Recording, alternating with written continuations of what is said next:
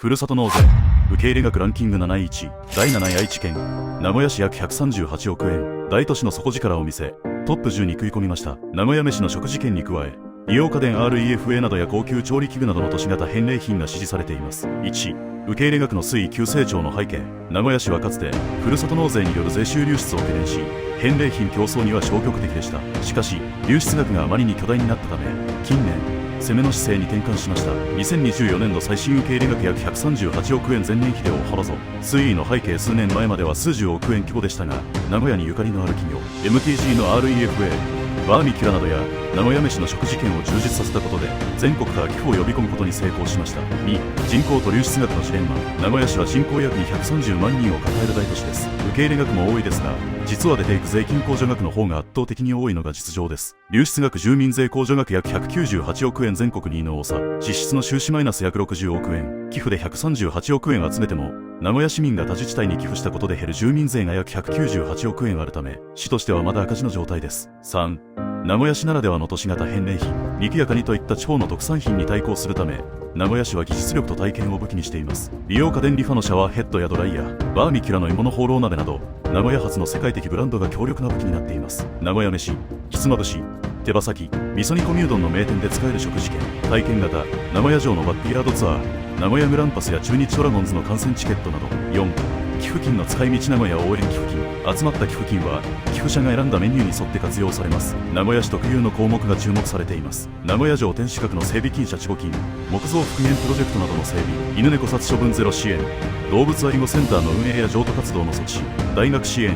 名古屋市内にある大学を指定して寄付できる全国的にも珍しい制度。寄付額の7割が大学に補助される。リニア中央新幹線開業に向けたまちづくり、名古屋駅周辺の再開発やインフラ整備。まとめ、名古屋市の立ち位置。名古屋市は返礼品でも稼ぐが市民による流出も日本トップクラスという典型的な大都市型ふるさと納税の戦いの中にいます。赤字を埋めるために今後もさらに魅力的な返礼品や体験プランが登場することが予想されます。第6位、北海道根室市約147億円。カニ、ウニ、ホタテといった北の海の港の絶対王者。安定した人気で上位をキープし続けています。1、受け入れ額の推移、安定感の塊。根室市はふるさと納税が盛り上がり始めた初期から常に上位全国トップ10圏内にランクインし続けています。2024年度最新受け入れ額約147億円。推移の背景、2021年度は約146億円、202年度は約176億円と毎年安定して100億円を大きく超える寄付を集めています。返礼品の品質管理が徹底されており、リピーターが多いのが特徴です。2、人口と稼ぐ力の驚異的な比率。根室市と名古屋市を比較すると、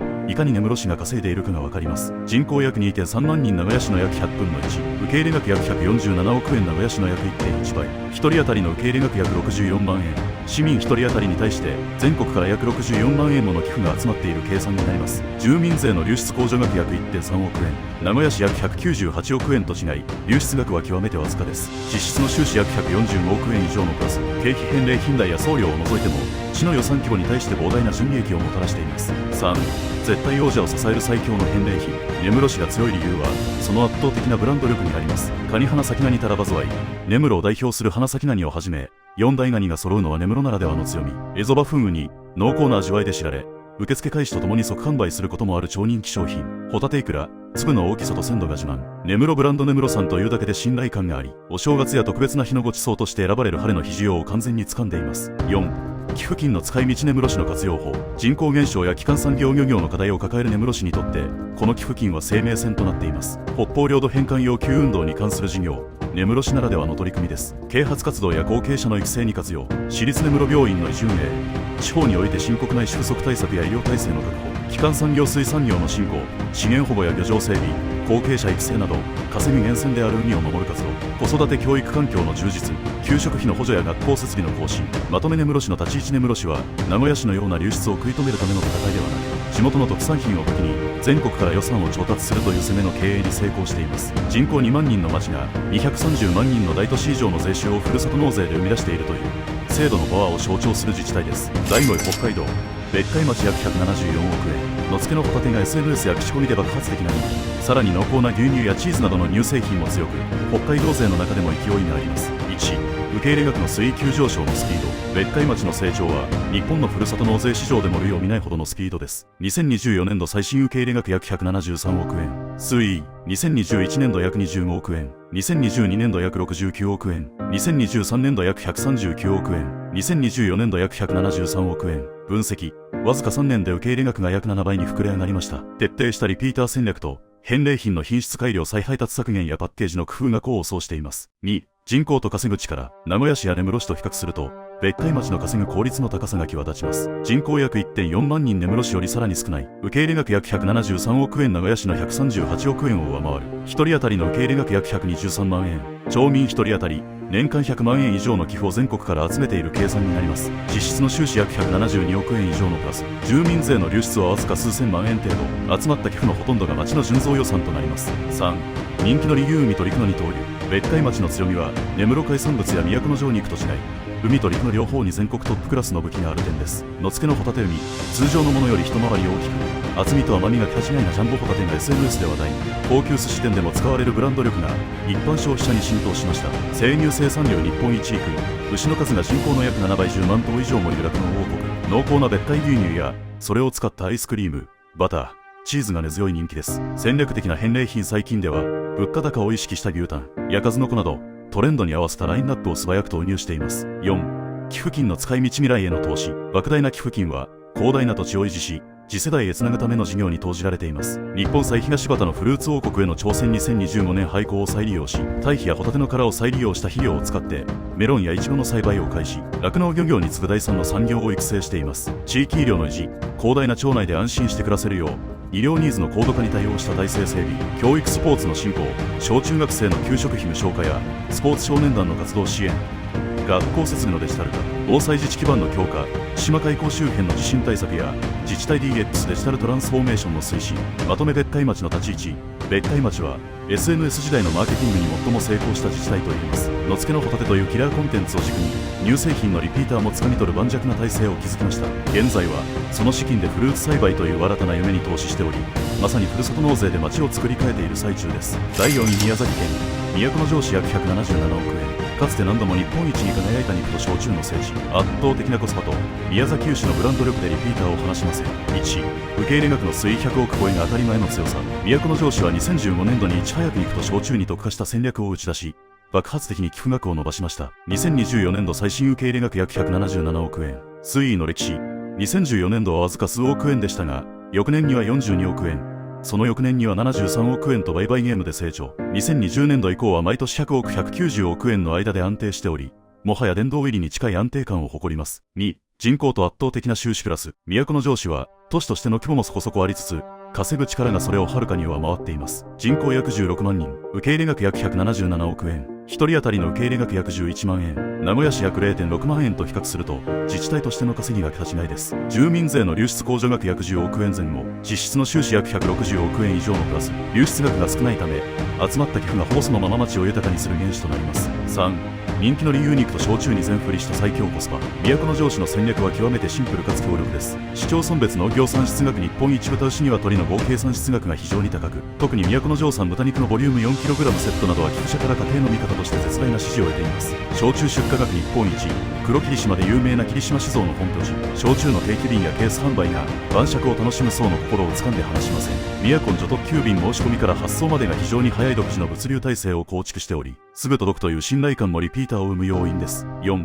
寄付金の使い道。究極のインフラ整備。都城市はふるさと納税を単なる臨時収入ではなく、人口減少を食い止めるための投資と位置づけています。子育て支援の充実。第一子からの保育料完全無償化や中学生までの医療費無償化など、全国トップレベルの手厚い支援をふるさと納税で賄っています。スポーツ文化振興。プロ野球や J リーグのキャンプ誘致、施設の整備、地元の産業支援、公定駅などの家畜伝染病対策や畜産農家の経営安定化のための支援、デジタル化の推進、書かない窓口など市民の利便性を高める自治体 DX への投資。まとめ。都城市の立ち位置。都城市は地方が地元の産業農業酒造をフル活用して都市部から税金を還流させるというふるさと納税制度の理想型を最も高いレベルで体現している町です。還元率やボリュームで他を圧倒し続けることで、もはや一つの巨大な通販ブランドのような信頼を築き上げています。第3位、大阪府泉佐野市約182億円。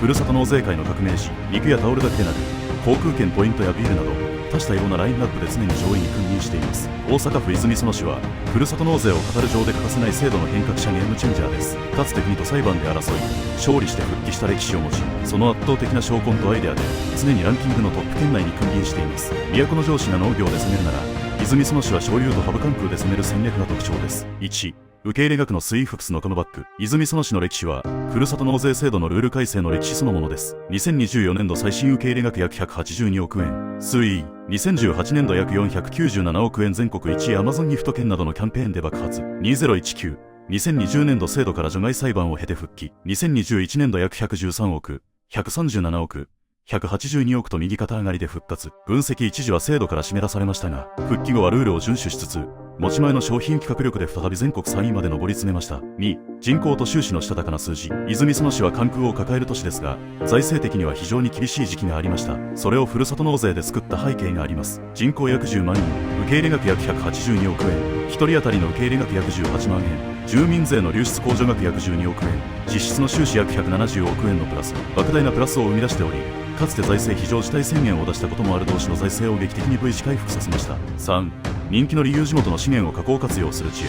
根室や都城のような巨大な一次産業漁業畜産がない中、泉園市は知恵で勝負しています。関空を武器にピーチポイント LCC の航空券に使えるポイントは泉園市ならではの目玉。旅行好きをターゲットにした体験型の先駆けです。全国の良品を集約地元の伝統産業である泉州タオルだけでなく、全国から原材料を仕入れて市内で加工する熟成肉やビール工場誘致など、商社のような立ち回りで人気商品を作っています。自社サイトその直仲介サイトに頼り切らず、独自のサイトを運営することで手数料を抑え、その分を寄付者への利便性その直ポイント等に還元しています。4、寄付金の使い道外の再生と未来。泉園市の使い道は非常に具体的で目に見える形で行われています。関空との共生、関西国際空港の対岸にあるリンクータウンの整備や空港利用者の利便性向上、医療福祉の充実、市立泉園病院の設備更新や子育て支援策の拡充、奨学金返済支援、若者の定住を促すため市内に住む若者の奨学金返済を補助するユニークな事業、ふるさと納税 3.0。 寄付金を使って市内に新しい工場や事業所を建てる起業家を支援し、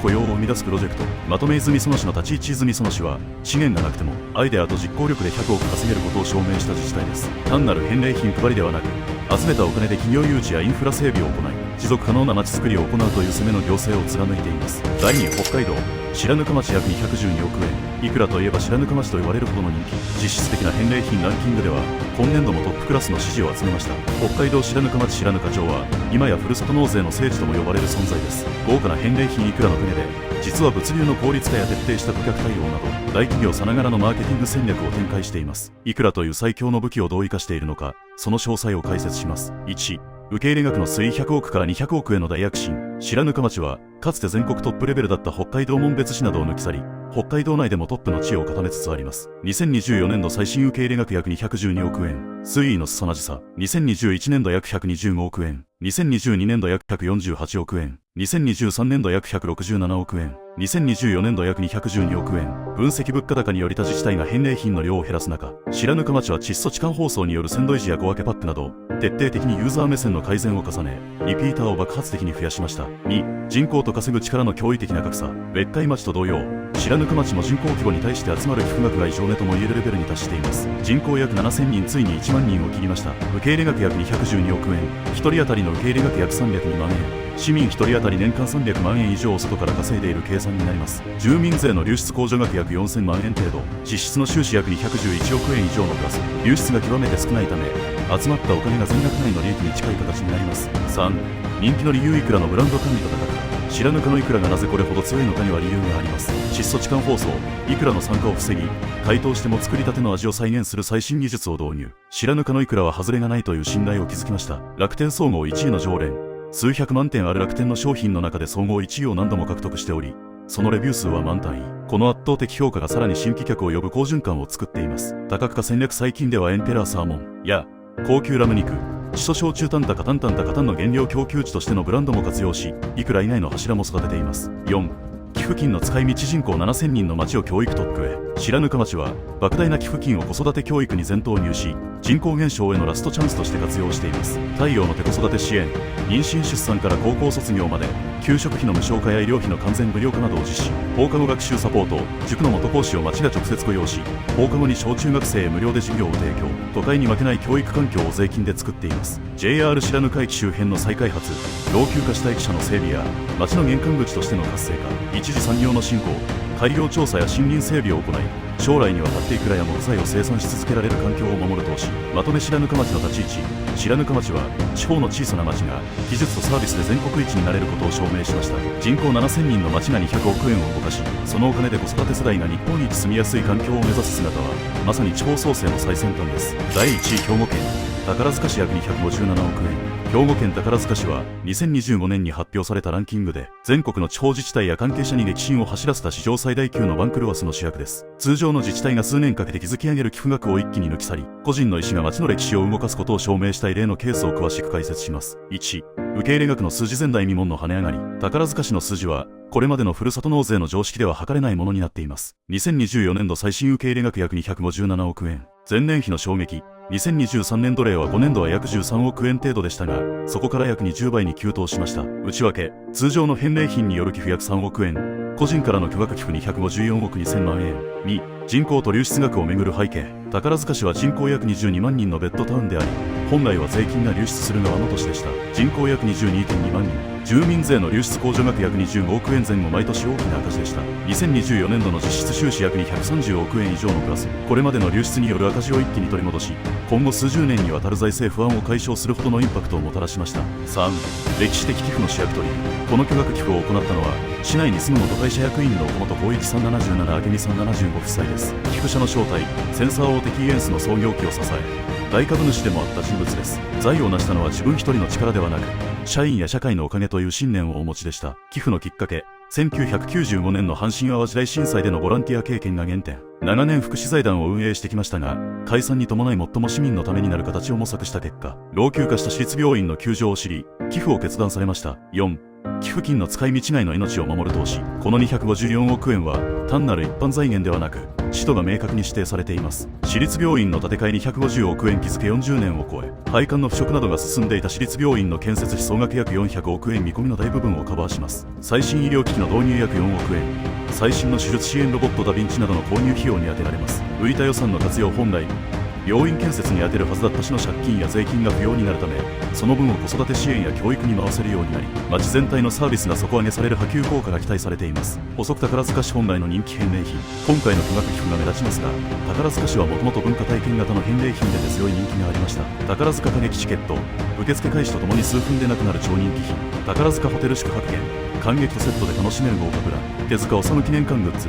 宝塚ゆかりの巨匠、手塚治虫氏のデザインアイテム。まとめ。宝塚市の立ち位置。宝塚市の1位は返礼品の豪華さで競う現在のふるさと納税制度において、本来の寄付純粋な応援が持つ爆発的な力を全国に見せつける形となりました。一組の夫婦の志が22万人の市民が使う病院を救い、町の未来を書き換えたのです。いかがでしたか？この情報が役に立ったと思ったら、いいねとチャンネル登録をお願いいたします。